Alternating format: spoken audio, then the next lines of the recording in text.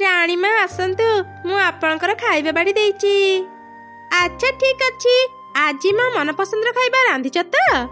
हाँ राणीमा आज सब खाइबा आपणकर मन पसंद ही हेची। वाह खाइबा सब बहुत बढ़िया हेची। जाओ जाओ मो पाई आउ गोटे प्लेट बिरयानी आण। कोनी ए कोनी आउ केते समय सोइबो? दिन 10टा बाजिलाणी उठ एबे। ओहो माँ एमिति पार्टी काहेकि करूच? मते आग खाइबाकू तो दिया। ए कोन मो खाइबा सब कुआडे गला? आउ मो राजप्रसाद भी नाही। मु एते गुडे गहना पिंदिथिली से सब कुआडे गला? ता माने कोन मु ए जे स्वप्न देखुथिली?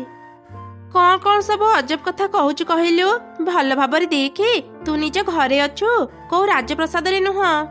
अरे सतरे तो मु तो आम घरे अछि। काहेकि जे एते शीघ्र मो निद भांगुथिला? मु केते सुंदर राजप्रसाद रे थिले। मते माटी घरे रहिबाको जम्मा भल लागुनी। एमिति काहेकि कहूचु रे माँ? भगवान हमको जहाँ भी देइचंती से सब नै खुशी रे रहिबा कथा। तुमे खुशी रे रहि पार हेले मु खुशी रे रहि परिबिनी माँ। देखिबो दिने दिने मु गोटे बड़ राजप्रसाद रे रहिबी। अच्छा अच्छा सेते की स्वप्न देखि था। एबे आसे मु खाइबार से करि देइची किछि खाइ नेबो। एक माँ आज भी भात सांगरे आलू भर्ता? सबुदिन आलू भर्ता सांगरे भात खाइबाको आ जम्मा भल लागुनी। हेले आलू भर्ता तो तोर प्रिय खाइबा। आगरु तो तते भात सांगरे आलू भर्ता खाइबाको भारी भल लागुथिला। तो सब बेले भात सांगरे आलू भर्ता ही खाउथिलु। आगरु भल लागुथिला हेले एबे भल लागुनी। सबुदिन गोटी प्रकारर खाइबा खाइ खाइ मो पाटी अरुचि हे गलानी। काली मो पई आउ किछि रांधिबा नले मु खाइबा खाइबिनी। अरे माँ तो कुआडे जाउचो? आज दिनटा आलू भर्ता सांगरे भात खाइ देई था। ना मु ए खाइबा खाइबिनी मते भोक लागुनी। एमिति रागी कोनी सेठारु चली गला। से सब बेले धनी हेबार स्वप्न देखुथिला आउ एक राजप्रसाद रे रही रानी हेबाको चाहुथिला। अरे कोनी तू आसी गलु? ए देखे चिक्कीर मामू ना ताको ता जन्मदिन रे गोटे सोनाहार गिफ्ट देइचंती। ता सोनाहार केते सुंदर देखा जाउची ना? हां हारटी बहुत सुंदर हेची। जानिच सांग माने ए वर्ष मो जन्मदिन रे ना आई मते गोटे सोनाहार उपहार देबे। मो आई आज हम घर को आसुचंती। संध्या रे मो तम माने को मो सोनाहार देखैबी। एमिति कही कुनी सेठारु चली गला।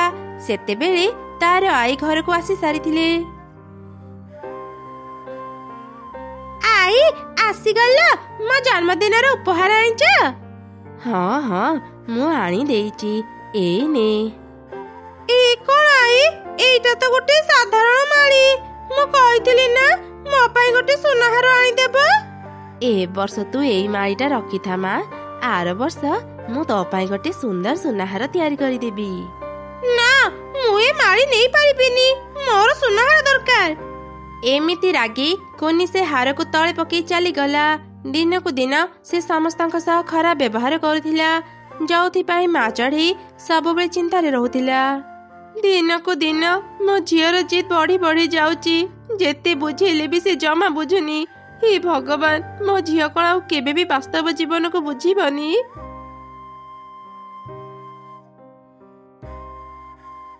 आरी चढ़ी तू एमिति कांदुचु काहेकि? फूल परी तुमे एठी? मु ए रास्ता रे जाउथिली तते कांदिबार देखि अटकी गली। कौन हेची चढ़ी तोर मते कह। फूल परी मोर अनेक कष्ट। मो झियो सब बेले धनी हेबार स्वप्न देखुची। प्रतिदिन भल भल खाइबा आ सोना गहना पिंधिबाकू चाहुची। मो प्रतिदिन काठ बिक्री करी घर चलाए। एबे कहिले परी मो केमिते मो झियर इच्छा पूरा करिबी? ओ एई कथा चढ़ी तू आउ मन दुख करनी। तो झियो को ठीक करिया पाई मो पाखरे एक उपाय अछि। तो किछि दिन तो झियो को खोजिबुनी मु ताकू मो सांगरे नै जाउची। ठीक समय आसिले मु तो झियो को तो पाखको नै आसीबी।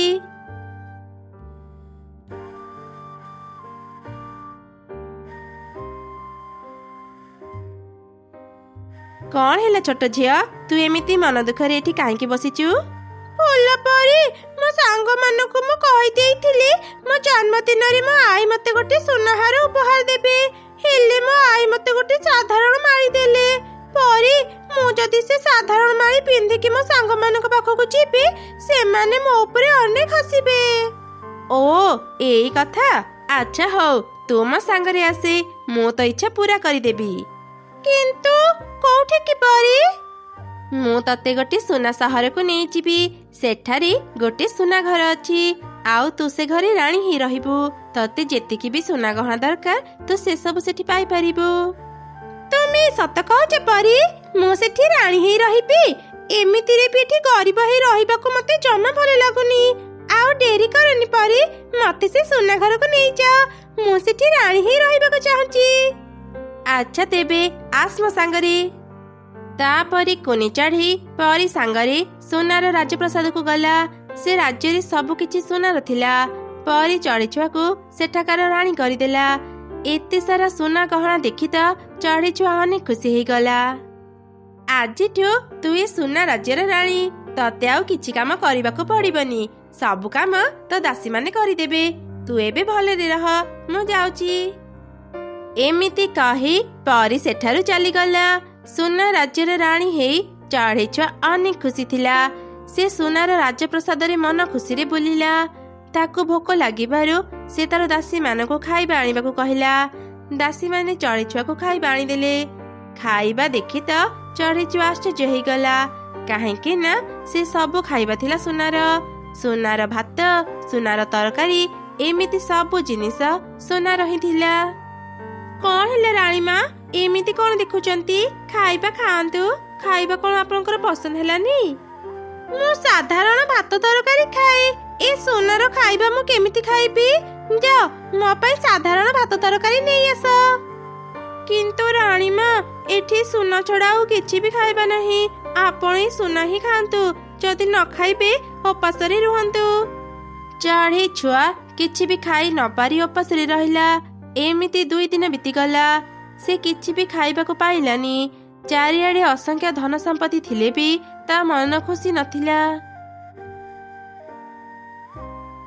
ମୋର ମା କଥା ବହୁତ ମନେ ପଡୁଛି। ମାର ହାତ ରନ୍ଧା ଭାତ ଆଉ ଆଳୁ ଭର୍ତ୍ତା ଖାଇବାକୁ ଚାହୁଁଛି। ମତେ ଏଠି ରହିବାକୁ ଆଉ ଭଲ ଲାଗୁନି। ମୁଁ ମୋ ମା ପାଖକୁ ଯିବି।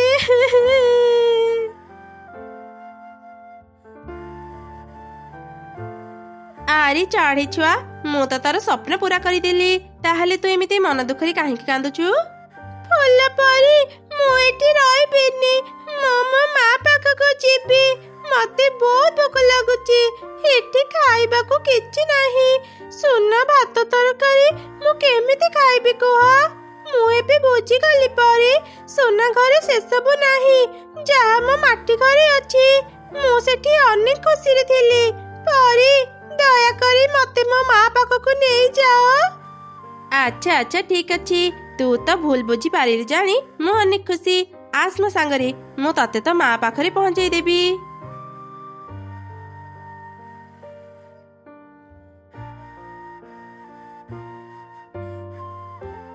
ମା କୁନି, ତୋର ଏ କି ଅବସ୍ଥା ହେଇଛି? ତୁ କେତେ ରୋଗୀଣା ଦେଖା ଯାଉଛୁ।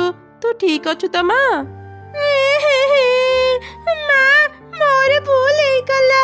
ମତେ କ୍ଷମା କରିଦିଅ। ମୁଁ ମୋ ଭୁଲ ବୁଝିପାରିଲି। ମୁଁ ଆଉ କେବେ ଅହଙ୍କାର କରିବିନି। ତୁମକୁ ସବୁ କାମରେ ସାହାଯ୍ୟ କରିବି। ମତେ ଭାରି ଭୋକ ଲାଗୁଛି ମା। ଭାତ ସାଙ୍ଗରେ ମତେ ଆଳୁ ଭର୍ତ୍ତା ଦିଅ। ମା, ଭିତରକୁ ଆ, ମୁଁ ଆଜି ତତେ ନିଜ ହାତରେ ଖୁଆଇଦେବି। ତାପରେ ପରି ସେଠାରୁ ଚାଲିଗଲା। ମା ଚଢ଼େଇ ନିଜ ହାତରେ ତା ଝିଅକୁ ଖୁଆଇଦେଲା। ସେଦିନ ପରଠାରୁ ଚଢ଼େଇ ଛୁଆ ପୁରାପୁରି ବଦଳିଗଲା। ସେ ଆଉ କେବେ ବି ଗର୍ବ ଅହଙ୍କାର କଲା ନାହିଁ। ସମସ୍ତଙ୍କ ସହ ଭଲ ବ୍ୟବହାର କରୁଥିଲା।